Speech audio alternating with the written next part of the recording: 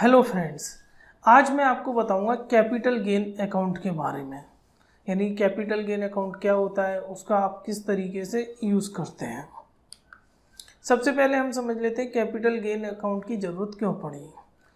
Actually capital gain की ज़रूरत पड़ी इनकम टैक्स एक्ट के section 54, 54B, 54D, 54F, 54G और 54GB। ये सेक्शन क्या कहते हैं ये हम अगली स्लाइड में समझते हैं, क्योंकि इनकम टैक्स के सेक्शन है जो क्या है, अगली 2-3 स्लाइड्स में आपको ये क्लैरिफिकेशन हो जाएगा।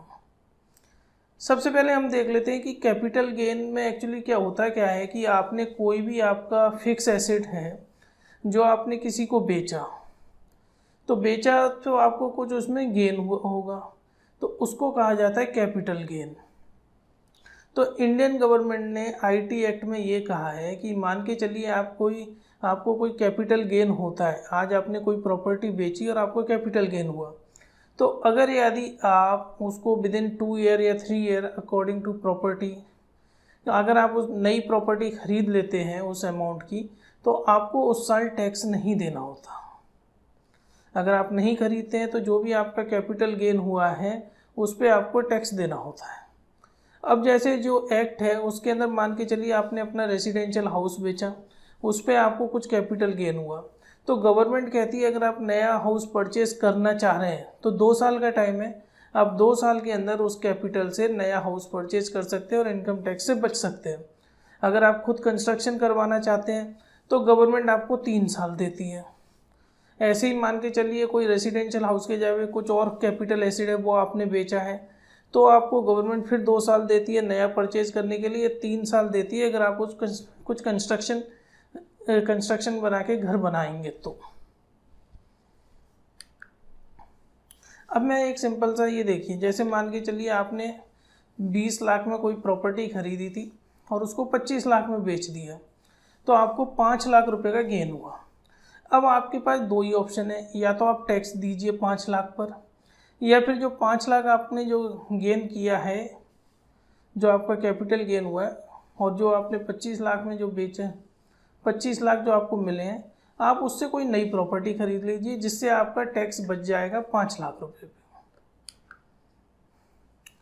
अब स्टेट बैंक ऑफ इंडिया ने 2 तरह के अकाउंट आपको देती है कैपिटल गेन के लिए, क्योंकि आपके पास 2 या 3 साल का जो टाइम होता है उस दौरान या तो आप पैसा अपने पास रखिए या आप बैंक में जमा कराइए।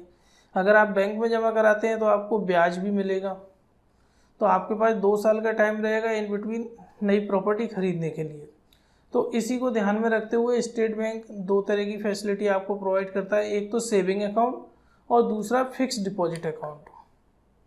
अब इसके अंदर एलिजिबिलिटी क्या है, एक तो सारे रेसिडेंट एलिजिबल है, एनआरआई एलिजिबल है, proprietorship, partnership firm, company, associations, HUF, ये सारी चीज़ें एलिजिबल हैं। अगर इनके नाम कोई प्रॉपर्टी है, वो प्रॉपर्टी को बेचते हैं और कैपिटल गेन होता है, तो ये इन अपनी फर्म्स के नाम से अपना अकाउंट खुलवा सकते हैं SBI में, और 2 या 3 साल का जो टाइम है वो टाइम इनको मिल सकता है, जिसके बाद ये प्रॉपर्टी खरीद लें। जो आपको फिक्स डिपॉजिट मिलता है SBI में, उसकी मिनिमम 1000 रुपीज़ से शुरू होता है, मतलब कम से कम 1000 रुपये का तो आपको का डिपॉजिट करवाना पड़ेगा आपको FDR में।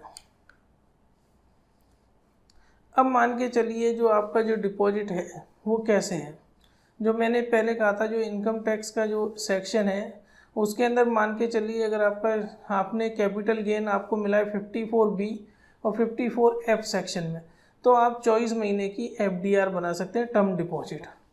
अगर आपको capital gain 54D, 54G, 54GB में मिला है तो आप 36 मंथ की FDR बना सकते हैं। इंटरेस्ट रेट, आप अगर कोई भी FDR या सेविंग अकाउंट या कैपिटल गेन सेविंग अकाउंट में पैसा रखते हैं तो नॉर्मल सिटीजन को जो पैसा इंटरेस्ट मिलता है आपको वो ही मिलेगा। अगर आप सीनियर सिटीजन हैं और कैपिटल गेन का पैसा आपने रखा है तो आपको सीनियर सिटीजन का लाभ नहीं मिलेगा, आपको जो नॉर्मल जो सिटीजन को जो मिलता है इंटरेस्ट वो ही मिलेगा। आप इसको प्री मैच्योर क्लोजर भी करा सकते हैं। मान के चलिए आज आपने पैसा डिपॉजिट किया, 6 महीने बाद आपको कोई नई प्रॉपर्टी मिल गई जो आप परचेज़ करना चाहते हैं, आप अपनी एफडीआर बीच में तोड़ सकते हैं। आप जो भी फिक्स डिपॉजिट बनाएंगे उस पर ओवरड्राफ्ट की कोई फैसिलिटी आपको नहीं मिलेगी। ना आप उस फिक्स डिपॉजिट को कहीं लीन मार्क करवा सकते हैं, ना आप उसको कहीं कोलैटरल रख सकते हैं। जो टीडीएस है वो आपका नॉर्मल कटेगा, जो भी आपकी जो इंटरेस्ट मिलेगा आपको एफडीआर पर, उस पर जो भी एप्लीकेबल टीडीएस है वो आपका कटेगा। आप अपने अकाउंट में 3 लोगों को नॉमिनेशन कर सकते हैं, यानी कि आप 3 लोगों को नॉमिनी बना सकते हैं अपने अकाउंट में।